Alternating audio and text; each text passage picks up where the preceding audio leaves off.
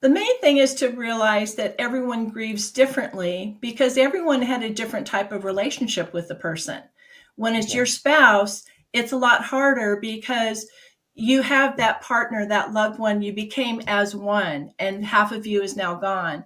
So the main thing is to be there to listen to them and give them space to talk.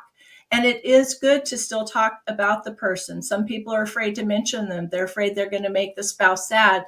But you need to work through the memories and work through the fact that I'm learning new things to do. I'm moving and carrying on her duties as well as mine. And just give them that space, make sure and invite them to social events, but also respect Yeah. their wishes to have some privacy if they need it. Yeah. So that's the biggest way I have found. That's great. And one thing I'd have to say on from my perspective is dealing with this every day, being in the funeral business. Mm-hmm.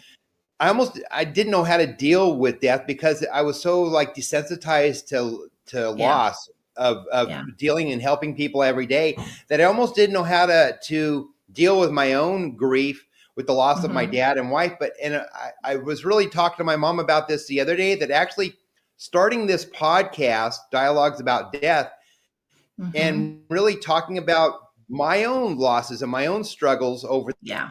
the last actually 19 years. My dad died in 2006, and then my Mm-hmm. wife in 2017. Me talking about this and sharing my experiences with other people, I think has actually really helped me with my grief, and Yes. really sharing my experiences. Not to say that my experiences were unique. My dad was in a boating accident and he died suddenly in tragedy, in a Oh. sudden accident. And then my wife had a long-term illness. So I've really dealt with both types of death that people can deal with, where you lose somebody suddenly and when you have a Mm-hmm. long-term illness. And so I really have a great perspective when people are coming in out of the funeral home, and we're serving families now. Mm-hmm. I have that empathy towards people saying, hey, I know what you're going through because I've had that experience. Especially when you go through a long-term illness and you're used to taking care of them and suddenly they're not Yeah. there to take care of. It's like, wait a Yeah. minute.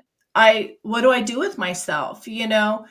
long-term illness is even harder and the grief I, starts along with the illness. I was just telling some of that the other day too. I said, I think it's almost easier to have a sudden death, Mm-hmm. unexpected, because you don't prepare for it, even though the grief is there. Yeah. It's not that seeing that person suffer and go through those pain and Yes. heartaches with a Yes. long drawn out illness. I think it's Yeah, harder on the spouse and on the family. it is. And so it's just I understand what you're saying. I feel Yeah. it. I feel it. Yeah. Yeah.